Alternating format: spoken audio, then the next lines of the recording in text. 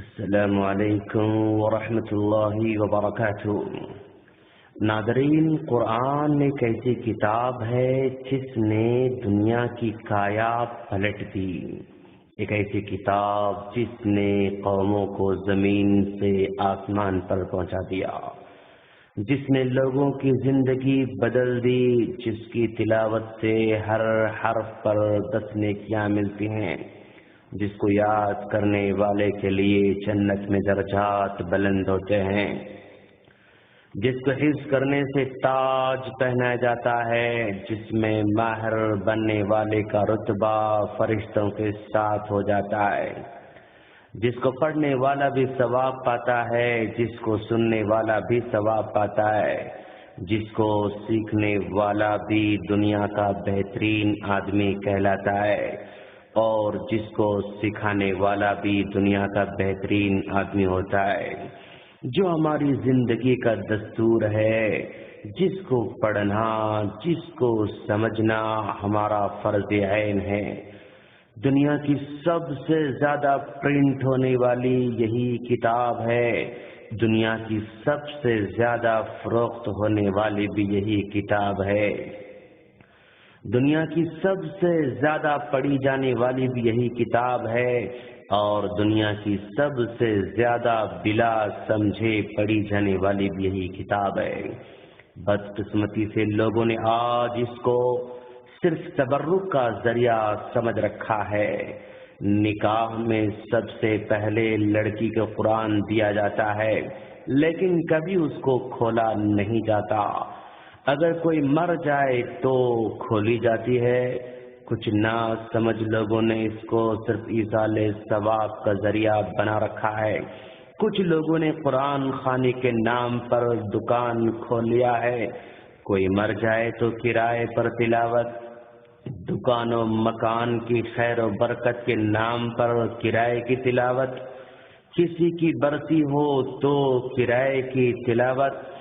قرآن ماہ رمضان میں بھی کرائے پر سماعت قرآن کی محفلیں۔ کون سمجھائے ان نادانوں کو کہ کرائے کی تلاوت سے کچھ ہونے والا نہیں ہے؟ کون سمجھائے ان نادانوں کو کہ خیر و برکت کے لیے اگر کسی کو بلا کر دکان میں بٹھا کر کچھ معاوضہ دے کر الٹی سیدھی تلاوت کرانے سے کچھ برکت ہونے والی نہیں ہے؟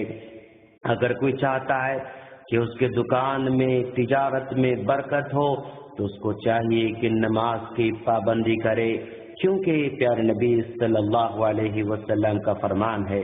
وعن ابی ہریرہ رضی اللہ تعالی عنہ قال قال رسول اللہ صلی اللہ علیہ وسلم ان اللہ تعالی یقول یا ابن آدم تفرغ لعبادتی املأ صدرك غنا واسد فقرك وإلا تفعل ملأت يديك شغلا ولم أسد فقرك رواہ الترمذی وقال الالبانی هذا حدیث صحیح۔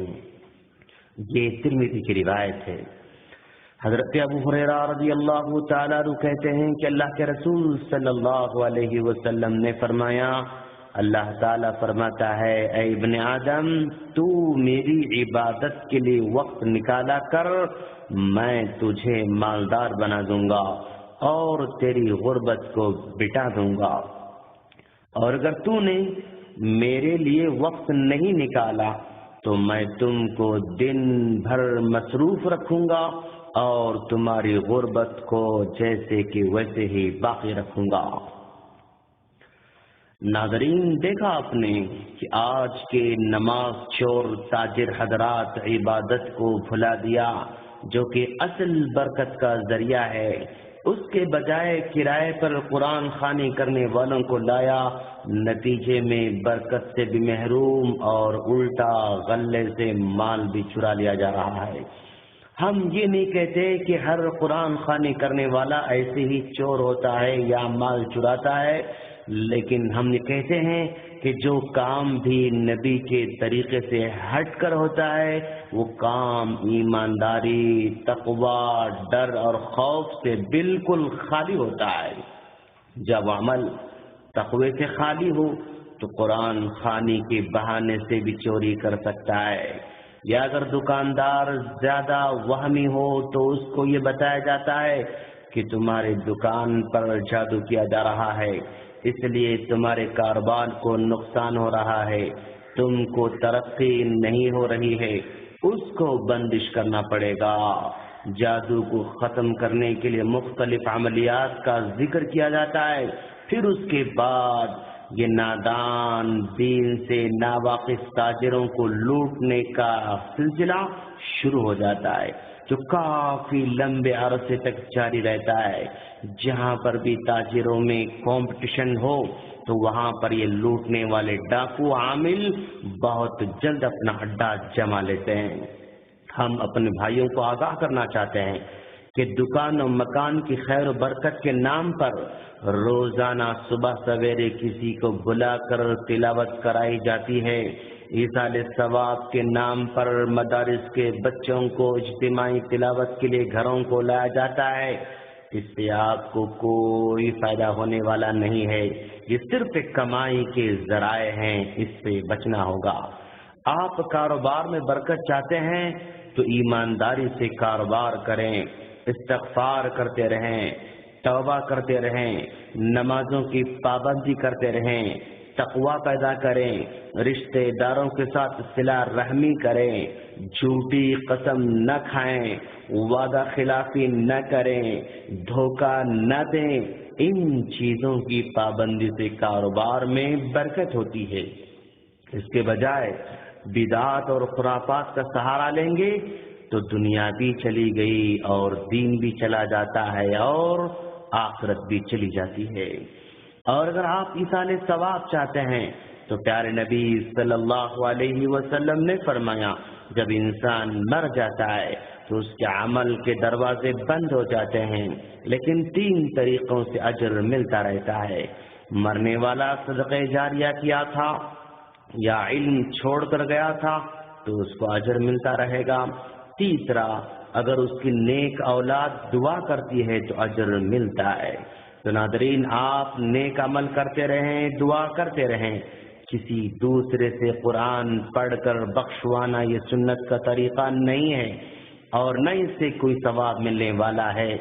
آپ ایصال ثواب کے لیے صدقہ جاریہ کرتے رہیں، جیسے کہیں مسجد کے لیے، مدارس کے لیے زمین خریدی جا رہی ہے یا تعمیر کی جا رہی ہے تو اس میں ضرور حصہ لیں۔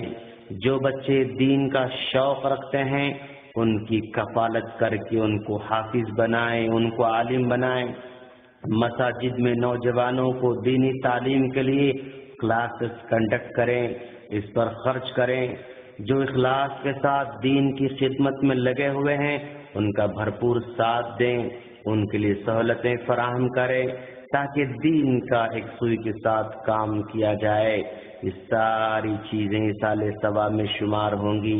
اس کے دین کا بھی فائدہ ہوگا، مرنے والے کو بھی فائدہ ہوگا، یہ کام کرنے والے کو بھی فائدہ ہوگا، یہ کام کرانے والے کو بھی فائدہ ہوگا۔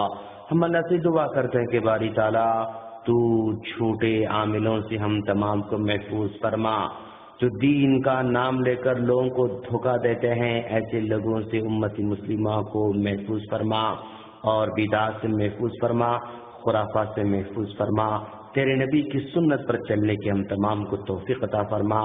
آمین۔ السلام علیکم ورحمۃ اللہ وبرکاتہ۔